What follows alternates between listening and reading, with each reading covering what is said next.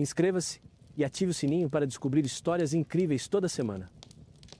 O sol da manhã projetava longas sombras sobre os pisos de mármore de nossa vila em Liternum, perto de Cumas. Sou Cornélia, filha de Públio Cornélio Cipião Africano, o homem que derrotou Aníbal e salvou Roma da maior ameaça que já enfrentara. E no entanto aqui, neste retiro à beira-mar, longe da ingrata cidade que serviu com tanta fidelidade, meu pai escolheu passar seus últimos anos em exílio voluntário.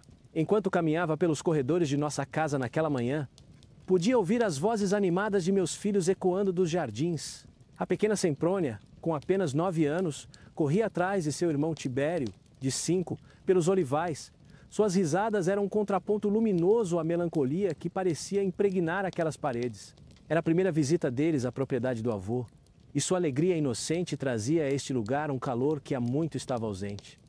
A vila em Liternum era magnífica, digna de um homem que trouxera tanta glória a Roma. Construída no estilo grego que meu pai tanto admirava, possuía pátios com colunatas, afrescos elaborados retratando cenas de Homero e jardins que rivalizavam com os de qualquer mansão patrícia da capital. No entanto, apesar de toda a sua beleza, parecia mais uma gaiola dourada do que um lar, cercado de livros, lembranças e uma amarga decepção com a cidade que salvara, o grande Cipião Africano havia se retirado do mundo.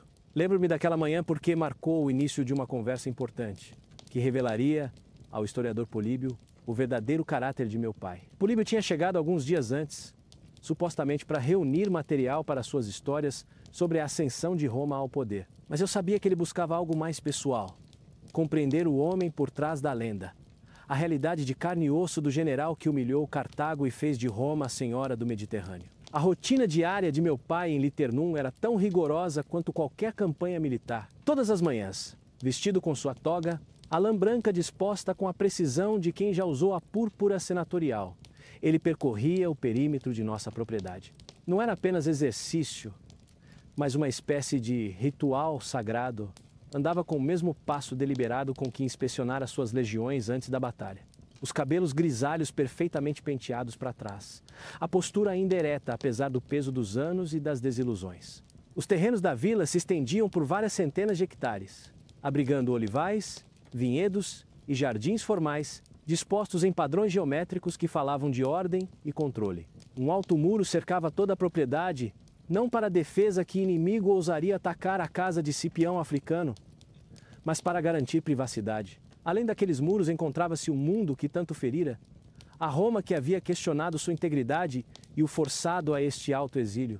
Muitas vezes eu o observava nessas caminhadas matinais, com o coração apertado pela dor que sabia que ele carregava. Ali estava o homem que cruzara para a África quando nenhum romano ousava, que superara em estratégia e combate o maior gênio militar da época, que levara Aníbal à derrota em Zama e garantira a supremacia de Roma sobre o mundo antigo. E, no entanto, em seus últimos anos, políticos mesquinhos e rivais invejosos o acusaram de aceitar subornos e lucrar com suas conquistas. Em vez de se dignar a responder às acusações, ele simplesmente se afastou da cidade que havia salvado. Os criados de Liternum eram devotados a meu pai com uma intensidade próxima da veneração. Eram, em sua maioria, gregos estudiosos, artistas e artesãos que valorizavam seu amor pela cultura helênica. Sob seu teto, encontravam não apenas trabalho, mas também respeito genuíno por seu conhecimento e talentos. Meu pai conversava com eles em grego fluente, falando de filosofia, poesia e das grandes obras literárias que preenchiam seu estúdio particular. Esse estúdio seu, tablinum, como chamava usando o termo romano tradicional, era seu santuário dentro do santuário. Ninguém, nem mesmo eu, podia entrar sem convite. Ali, cercado por rolos e códices, passava as tardes escrevendo. Não sabíamos ao certo o que ele escrevia. Talvez memórias de campanhas, reflexões filosóficas sobre o poder e sua corrupção, ou cartas para amigos distantes que ainda honravam seu nome. O mistério daquelas horas adicionava mais uma camada ao complexo retrato de um homem que se tornara enigmático até para sua própria família.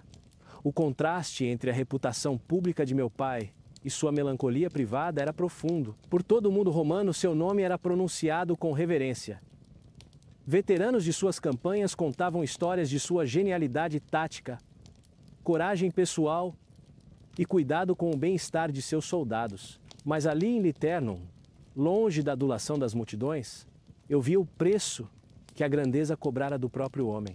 Ele raramente falava de suas vitórias militares, embora as paredes de nossa vila estivessem decoradas com troféus de suas campanhas.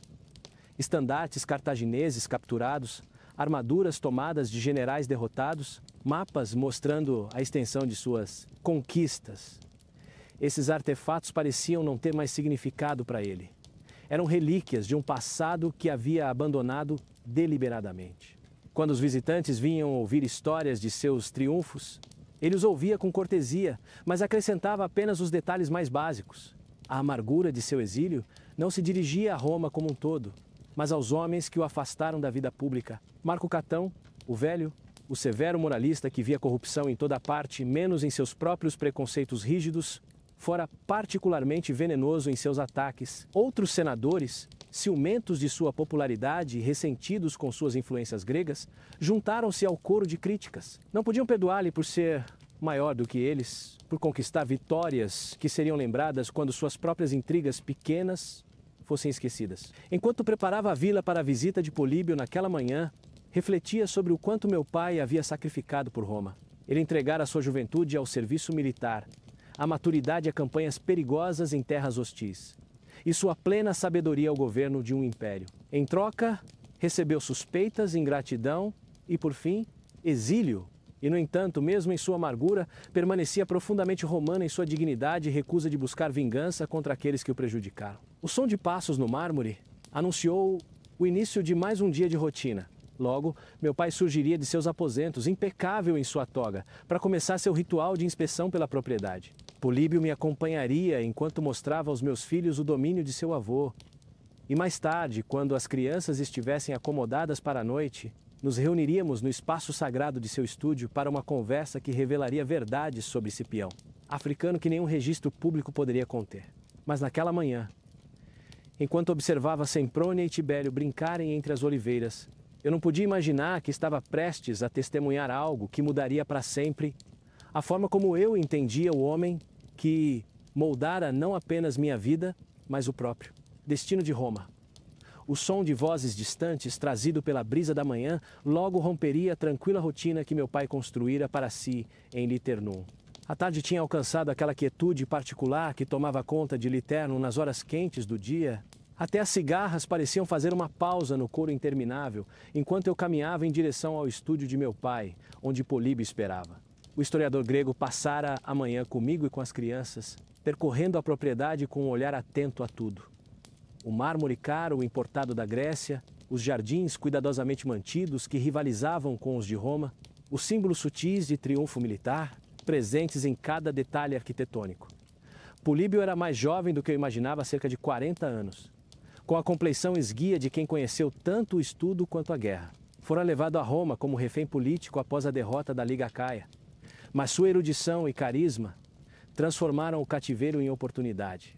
Agora, movia-se entre a elite romana como um convidado de honra, reunindo material para o que se tornaria a história definitiva da ascensão de Roma ao domínio mundial. Ao entrar no Tablinum, senti o peso familiar da presença de meu pai mesmo em sua ausência. A sala era magnífica e ao mesmo tempo melancólica. Paredes cobertas por rolos e códices, mesas repletas de mapas mostrando a extensão das conquistas romanas, papéis espalhados com a caligrafia meticulosa de meu pai em latim e grego. Um busto de bronze de Alexandre, o Grande, olhava de um nicho, enquanto armas cartaginesas capturadas serviam de sombria decoração. A reputação de seu pai o precede até mesmo neste exílio, disse Políbio, acomodando-se na cadeira destinada aos visitantes. Mas sinto que há muito mais a compreender sobre Públio Cornélio Cipião do que as crônicas públicas revelam. Assenti servindo vinho de uma ânfora com o selo de nossos melhores vinhedos. A safra era do ano de Zama, o maior triunfo de meu pai, embora ele raramente falasse disso. O homem que derrotou Aníbal não é o mesmo que vive nesta vila, respondi com cuidado. A vitória muda as pessoas, assim como a ingratidão. Conte-me sobre ele. Políbio inclinou-se para a frente com a intensidade típica de um verdadeiro estudioso. Não o general, não o conquistador, mas o pai, o homem que criou uma filha tão notável. Senti o rosto aquecer pelo elogio, mas mantive o foco no propósito da visita. Meu pai foi moldado pela guerra desde jovem comecei. Não tinha ainda 20 anos quando salvou a vida do próprio pai na Batalha do Ticinus, cavalgando contra a cavalaria de Aníbal para resgatar um cônsul ferido. Aquele ato de coragem o definiu, não apenas pela bravura, mas pela disposição de arriscar tudo pelo dever. As lembranças vinham à mente enquanto eu falava. Histórias ouvidas inúmeras vezes dos veteranos, relatos de batalhas na distante Espanha e na África, contos de um jovem romano que ousou levar a guerra até Cartago enquanto homens mais velhos e cautelosos pregavam a defesa. Tinha apenas 25 anos quando o Senado lhe deu o comando na Espanha. Continuei. Seu pai e seu tio haviam morrido combatendo os irmãos de Aníbal ali. Todos esperavam seu fracasso. Muito jovem, inexperiente, enfrentando generais cartagineses veteranos. Em vez disso, ele tomou Nova Cartago em um único dia e expulsou o inimigo de toda a península. Políbio assentiu, fazendo anotações em uma tábua de cera. As fontes descrevem táticas inovadoras, um general capaz de aprender com seus inimigos. Mas o que o motivava? O que fazia Cipião diferente? Refleti antes de responder. Meu pai acreditava no destino de Roma, disse, enfim, não apenas no direito de governar, mas na responsabilidade de levar ordem e civilização ao mundo. Via-se como instrumento dos deuses, escolhido para cumprir um propósito maior que a glória pessoal. Ainda assim, abraçou a cultura grega como poucos romanos de sua geração, observou Políbio.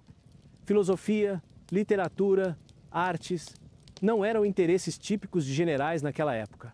Não concordei, e isso lhe custou caro. Homens como Catão não concebiam que alguém pudesse ser romano e cosmopolita, patriota e cidadão do mundo. Vi e ama as simpatias gregas como sinais de corrupção, de influência estrangeira. A luz dourada do entardecer começava a penetrar pela sala. Lá fora ouviam-se sons distantes, criados preparando o jantar, meus filhos brincando no pátio. O trabalho meticuloso de manter uma grande casa continuando apesar do peso daquela conversa. Li relatos das últimas campanhas na África, disse Políbio. O planejamento cuidadoso, a diplomacia, a guerra psicológica contra o próprio Aníbal, como ele era nesse período. O que sentia ao saber que o destino de Roma estava sobre seus ombros era confiante. Mas não arrogante, respondi com um leve sorriso triste. Sabia que enfrentava a maior mente militar de seu tempo e se preparou com cuidado. Cada decisão era calculada, cada movimento pensado com antecedência, mas sob tudo isso havia um fardo imenso de responsabilidade. A batalha de Zama sussurrou Políbio, o momento em que tudo estava por um fio.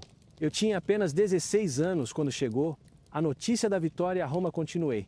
A cidade enlouqueceu, danças nas ruas, sacrifícios nos templos, vinho correndo como água. Meu pai foi saudado como salvador de Roma, o segundo Rômulo, mas quando voltou, percebi o preço que a vitória lhe cobrara. De que forma? Derrotou seu maior inimigo.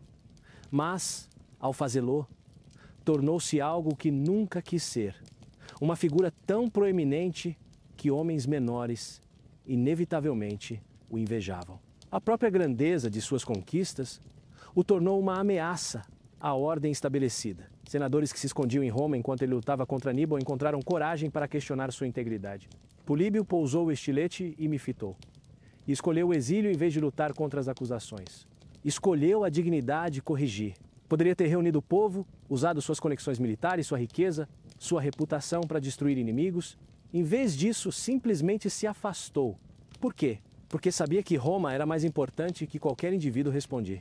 Lutar significaria guerra civil, caos, a destruição de tudo o que defendia. Veio então para Liternum, esta bela prisão, e deixou que seus inimigos tivessem seu triunfo mesquinho. Nesse momento, ouvi passos no corredor. Meu pai retornando de sua caminhada vespertina. Logo se juntaria a nós e Políbio veria o homem por trás da lenda. Mas antes, eu precisava dizer algo mais ao historiador. A maior vitória de meu pai não foi Zama, nem a conquista da Espanha, nem a derrota de Aníbal. Sua maior vitória foi escolher a honra em vez do poder, o princípio em vez da vingança. Essa é a verdade que quero que registre em sua história. Que Cipião africano foi grande não apenas como conquistador, mas como homem. Meu pai entrou em seu estúdio com um andar medido de quem já comandara legiões. Mesmo no exílio, mesmo na privacidade de sua casa, Públio Cornélio Cipião Africano mantinha o porte de quem estava acostumado ao respeito e à obediência. O cabelo, agora branco prateado e cuidadosamente penteado para trás, refletia a luz suave do fim da tarde que entrava pela janela. As rugas em volta dos olhos falavam de anos passados sob sóis estrangeiros, em campos de batalha onde o destino das nações estava em jogo. Políbio, disse ele, estendendo a mão ao visitante à maneira romana, confio que minha filha o tenha entretido com histórias de suficiente tranquilidade doméstica. O historiador grego levantou-se de imediato, claramente impressionado pela presença física do homem que viera entrevistar. Sua filha falou-me de muitas coisas, general, mas tranquilidade doméstica não estava entre elas. Ela falou de dever, sacrifício e do preço da grandeza. O sorriso de meu pai foi breve, mas sincero. Cornélia sempre teve mais sabedoria do que sua idade permitiria. É um dom herdado da mãe. Sentou-se na cadeira habitual, simples apesar da riqueza evidente ao redor. Mas não veio a Liternum para falar de minha família. Quero entender como Roma conquistou o mundo. Quero entender como Cipião conquistou Aníbal, corrigiu Políbio. As engrenagens do império estão bem documentadas. O caráter dos homens que o construíram, isso é o que as gerações futuras desejarão conhecer. Meu pai permaneceu em silêncio por um momento, o olhar perdido na vinha, além da janela. Quando falou, sua voz carregava o peso da memória. Quer saber sobre Aníbal, disse ele. Todos querem saber sobre Aníbal. Como se derrotá-lo tivesse sido um milagre, uma intervenção divina, e não o resultado de planejamento cuidadoso e de dedicação total à vitória. Não foi ambos? Perguntou Políbio com cautela. As fontes mencionam sonhos, inspiração divina, um jovem general guiado pelo destino. Meu pai riu secamente. Os deuses ajudam aqueles que se ajudam. Sim, sonhei com a vitória. Mas também estudei cada batalha que Aníbal travou e aprendi com cada erro dos que vieram antes de mim. Quando atravessei para a África, conhecia meu inimigo melhor do que ele próprio. Assisti àquela troca com fascínio, vendo meu pai novamente como mestre e mentor que fora era o homem de antes do exílio, antes da amargura. Conte-me sobre a decisão de invadir a África, insistiu Políbio. Roma lutava defensivamente havia quase 20 anos. O que o fez acreditar que levar a guerra até Cartago daria certo? Meu pai recostou-se na cadeira e passou os dedos pela cicatriz antiga no ombro esquerdo, lembrança do cerco de Nova Cartago. Porque compreendi algo que o Senado, em sua sabedoria coletiva, não percebia, respondeu. Aníbal não era invencível, era isolado. Sem reforços, dependia de aliados italianos cansados da guerra. Mas enquanto permanecesse na Itália, ainda era perigoso. Então o forçou a vir até você. Exatamente. Fê-lo lutar em terreno escolhido por mim com tropas nas quais não confiava. Em Zama, Aníbal já não era o mesmo homem que atravessara os Alpes. Lutava por desespero, para salvar não apenas sua carreira, mas a própria Cartago. Um leve bater à porta interrompeu a conversa. Era Menandro, o secretário grego de meu pai, trazendo uma bandeja com bolos e vinho. Movia-se ao redor dele com reverência, consciente da grandeza que servia. General, chegou a correspondência da cidade e disse em grego: deseja que prepare as respostas habituais? Amanhã, Menandro respondeu. Hoje temos assuntos mais importantes. Quando o homem saiu, Políbio perguntou com curiosidade: ainda mantém correspondência com Roma? Veteranos me escrevem, respondeu brevemente. Soldados velhos pedindo opinião sobre campanhas, lembrando tempos melhores. Cidadãos arrependidos dos rumos recentes. Escrevo quando a cortesia exige, mas não me interessa o falatório do fórum. A amargura era palpável, e vi o historiador anotar o detalhe que humanizaria sua história. O grande general, ainda respeitado pelos soldados, mas rejeitado pelos políticos. Arrepende-se de ter deixado Roma? Ousou perguntar. Meu pai girou o anel de sinete, o mesmo com que firmou a paz que encerrou a Segunda Guerra Púnica. Arrependo-me de muitas coisas, disse enfim. Arrependo-me de que a vitória sobre Cartago tenha gerado arrogância em vez de sabedoria. Arrependo-me de que senadores covardes tenham duvidado de minha honra. Arrependo-me de que meu sucesso tenha se tornado símbolo do medo que os medíocres têm da grandeza. Pausou e olhou firme para Políbio. Mas não me arrependo de ter vindo a Liternum. Aqui posso lembrar quem fui sem fingir ser o que nunca quis ser. E o que nunca quis ser? Perguntou o grego. Um rei disse sem hesitar. Um ditador, um homem que coloca o próprio poder acima das instituições que fizeram Roma grande. Eu poderia ter sido César, um século antes de César. Os soldados me seguiriam, o povo aclamaria e a república teria morrido. O peso dessa revelação pairou sobre a sala como um manto. Esse peão não havia apenas recusado o jogo político, renunciara ao poder absoluto. À medida que as sombras se alongavam, percebi o que Políbio estava testemunhando. A verdadeira medida da grandeza de meu pai, não no que conquistou, mas no que escolheu abrir mão. O que você acha sobre esse evento histórico? Deixe seu comentário aqui embaixo. A manhã que mudaria tudo começou como qualquer outra em nossa vila em Liternum. Meu pai havia terminado sua caminhada ritual pela propriedade. Os servos haviam varrido os caminhos como faziam todas as madrugadas. E o ritmo familiar do exílio seguia como sempre, mas o destino já se movia em nossa direção. Trazido por homens armados que não sabiam que estavam prestes a encontrar uma lenda. Eu estava no pátio leste com meus filhos quando ouvi as vozes pela primeira vez, sons ásperos e desconhecidos que cortaram a paz da manhã como lâminas em seda. Semprônia ensinava o irmão pequeno a reconhecer flores do jardim. Suas risadas inocentes contrastavam com aquelas vozes carregadas de ameaça e brutalidade. Mamãe disse: Semprônia, olhando para mim, quem são aqueles homens? Fui até a janela e senti o sangue gelar. Aproximava-se um grupo de talvez 20 homens armados salteadores, ao que parecia com armas improvisadas e espadas militares saqueadas de campos de batalha ou arrancadas de viajantes mortos. Andavam com a confiança dos predadores acostumados a presas indefesas. Há meses circulavam rumores sobre o aumento do bandidismo na região. O fim da Segunda Guerra Púnica deixara muitos veteranos sem ocupação, e a crise nas rotas comerciais empurrara outros para o crime. Vizinhos nos advertiram a reforçar as defesas, contratar guardas, pedir proteção a Roma, mas meu pai rejeitara todas as recomendações. Qualquer demonstração de força chamará a atenção da Roma que escolhi deixar, dissera ele. Não darei ao Senado motivo para acusar-me de formar um exército particular em Liternum. Agora, vendo os bandidos aproximarem-se dos portões, percebi o perigo daquela escolha. Eles não se importavam com política nem com reputação. Viam apenas uma vila rica, isolada e vulnerável. Agarrei meus filhos e os levei para dentro. Fiquem com a ama, disse, disfarçando o pânico. Não saiam até eu chamar. Corri até minha mãe, que já observava os bandidos pela janela dos aposentos. Pomponia, filha de cônsul e esposa de Cipião, enfrentara guerras, mas nunca uma ameaça tão próxima. Não éramos soldados. Éramos uma família em paz. Onde está seu pai? Perguntou alarmada. No estúdio, escrevendo, respondi. Mãe, precisamos armar os servos, trancar as portas. Não. A voz veio detrás de nós, firme, inexorável. Meu pai surgiu do tablino, ainda com a toga de escrita e o estilete na mão. Abram os portões. Por um instante ficamos imóveis. Será que o isolamento enlouquecera? Pai, falei, não são cidadãos romanos, são criminosos armados. Seus olhos encontraram os meus, frios e calculistas como um general em campanha. Sei muito bem quem são, e eles estão prestes a descobrir quem eu sou. Os bandidos já golpeavam as portas, testando sua resistência. O portão de madeira reforçada rangia sob o impacto. Os servos, em sua maioria gregos, tremiam. Dominus, disse Castor, nosso velho jardineiro. Devemos enviar mensagem aos magistrados de Cumas?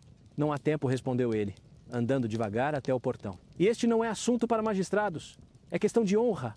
Diante dos servos assustados, ele se deteve. O medo é natural, disse, mas lembrem-se de quem servem. Vocês pertencem à casa de Cipião africano. E esse nome ainda tem peso neste mundo. As palavras dele surtiram o efeito de sempre.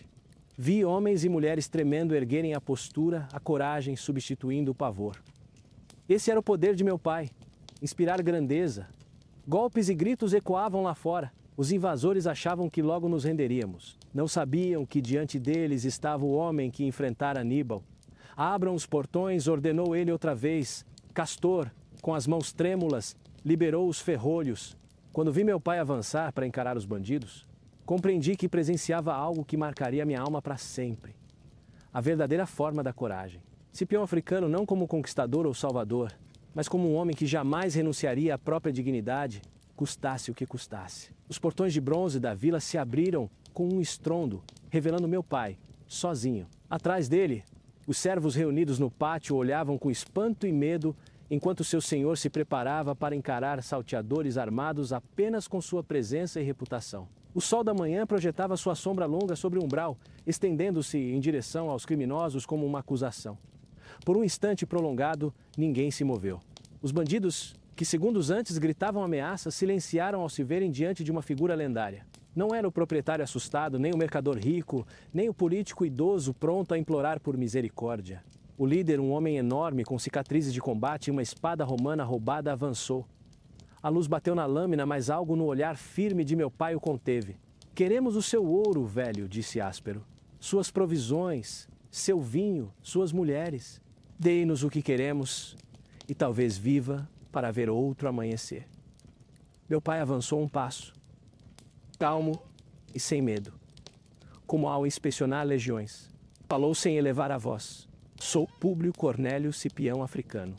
O que desejam? O nome teve efeito imediato. Alguns recuaram, outros trocaram olhares inseguros. O braço armado do chefe caiu. Cipião Africano, o vencedor de Aníbal, o salvador de Roma.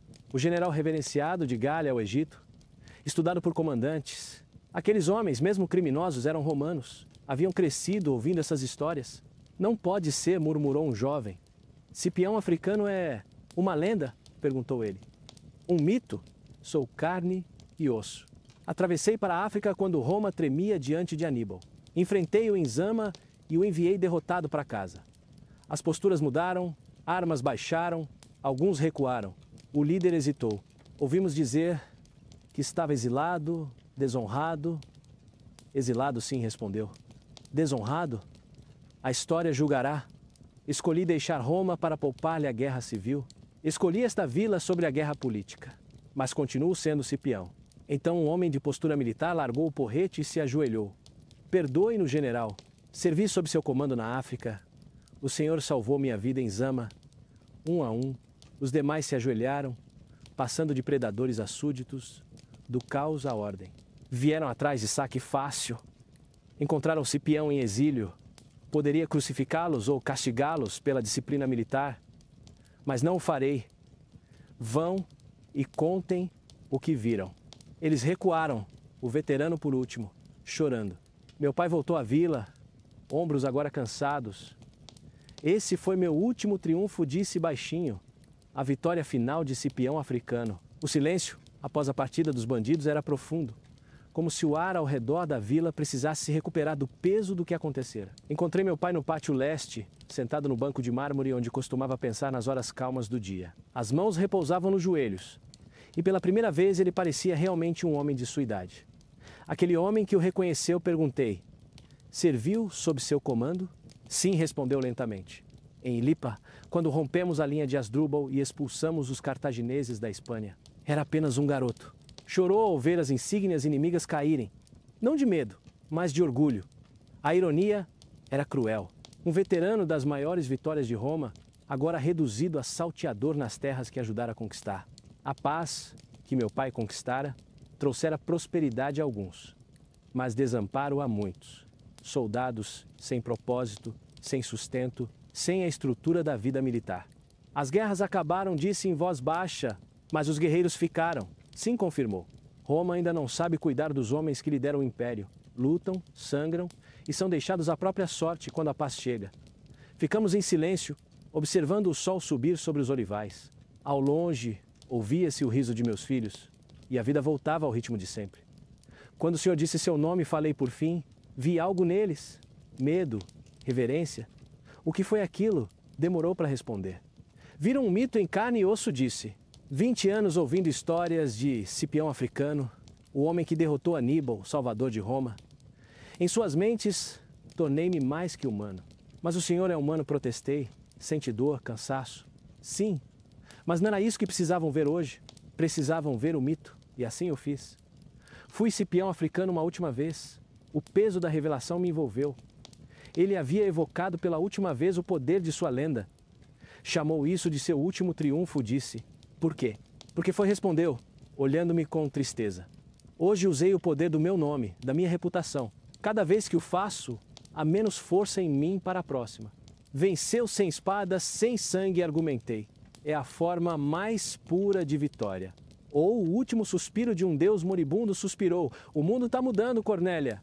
Novos homens surgem em Roma que nunca temeram Aníbal. Para eles, somos relíquias. Sua amargura expunha feridas antigas. A história o lembrará, assegurei. Seus inimigos serão esquecidos e seu nome viverá. Ele sorriu tristemente. Talvez, mas não viverei para ver. O rapaz de Tícinos, o general da Espanha, o cônsul de Zama, são fantasmas agora. Não respondi firme. Vivem em você, em nós, em Roma? Até aquele ladrão lembrou. Meu pai assentiu devagar. Talvez isso baste, disse, viver na lembrança dos que compartilharam a glória e o preço da grandeza de Roma. Mais tarde, quando Políbio voltasse, eu teria uma nova história para contar. O dia em que a lenda se fez carne e um nome salvou uma família inteira. Naquela noite, enquanto as sombras se alongavam sobre o mármore da vila, encontrei-me novamente no estúdio de meu pai com Políbio.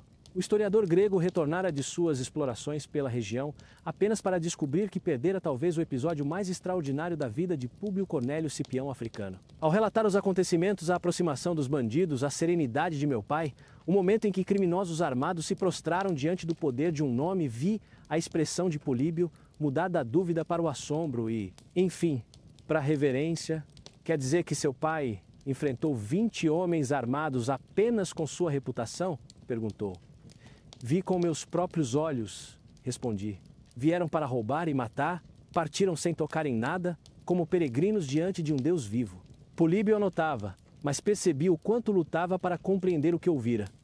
Não era uma crônica militar, era o poder da lenda materializado. Onde está seu pai agora? Quis saber. Apontei para o jardim banhado pela lua, onde sua silhueta andava lentamente entre as oliveiras. Ele tem estado inquieto, expliquei. Creio que o ocorrido despertou feridas antigas, verdades difíceis. Que verdades? Insistiu o historiador. Demorei-me antes de responder. O fardo de ser um mito, disse por fim. De ser Cipião africano, e não apenas meu pai. Hoje precisou invocar essa força uma última vez, e acho que foi a derradeira. Mas o nome dele ainda tem poder, observou Políbio. A reputação? Sim, respondi, mas a reputação é diferente do homem real. Há 20 anos ele carrega esse papel ser o herói que Roma exige, e isso o mata aos poucos. Olhamos pela janela. Ele parara junto à fonte decorada com cenas da campanha africana. Águias romanas sobre elefantes cartagineses. À luz pálida da lua, o mármore parecia mover-se. Disse-me que foi seu último triunfo, continuei. Creio que quis dizer que se esgotou o poder que o sustentava. Políbio ficou calado. Estava diante de uma verdade que raramente cabia nas páginas da história. O preço humano da glória. Conversei com veteranos que o serviram, disse enfim. Falam dele como de um homem favorecido pelos deuses. Está me dizendo que isso foi deliberado? Não fingido corrigir, mas cultivado. Ele se tornou o que Roma precisava, mesmo que o custo fosse enorme. Então ouvimos seus passos no mármore. Entrou ainda ereto, mas exausto. Políbio disse com um leve sorriso: minha filha deve estar enchendo suas notas com dramas familiares. Contou-me o ocorrido esta manhã, respondeu o grego. É quase inacreditável. Também me pareceu enquanto acontecia, replicou. Por um momento, fui obrigado a lembrar quem o mundo acreditava que eu era. Mas o mundo ainda acredita, disse o historiador. Talvez. Mas o jovem que atravessou o mar para lutar contra Aníbal morreu entre Zama e o Senado. Resta apenas um velho com um nome famoso. Mesmo assim, esse nome ainda inspira, interrompi. Sim, respondeu, mas nomes são palavras. O que permanece é o caráter, os princípios, o dever. Isso dura mais que a glória. Enquanto a conversa continuava, compreendi que aquele fora não apenas seu último triunfo, mas também sua reconciliação. A lembrança dos bandidos ajoelhados lhe mostrara que sua verdadeira herança não era de mármore, mas de memória. O soldado que o reconhecera, os homens que recuaram diante dele, todos contariam a outros o que viram, e assim o nome de Cipião Africano viveria, não como estátua ou inscrição, mas como presença eterna nas lembranças humanas muito depois dele se calar, para sempre. Se você gostou de aprender sobre esse pedaço da história, deixe seu like no vídeo, se inscreva no canal para mais histórias fascinantes e me conte nos comentários qual período histórico você gostaria de explorar. 3 dias após a visita dos bandidos, meu pai morreu pacificamente em seu sono.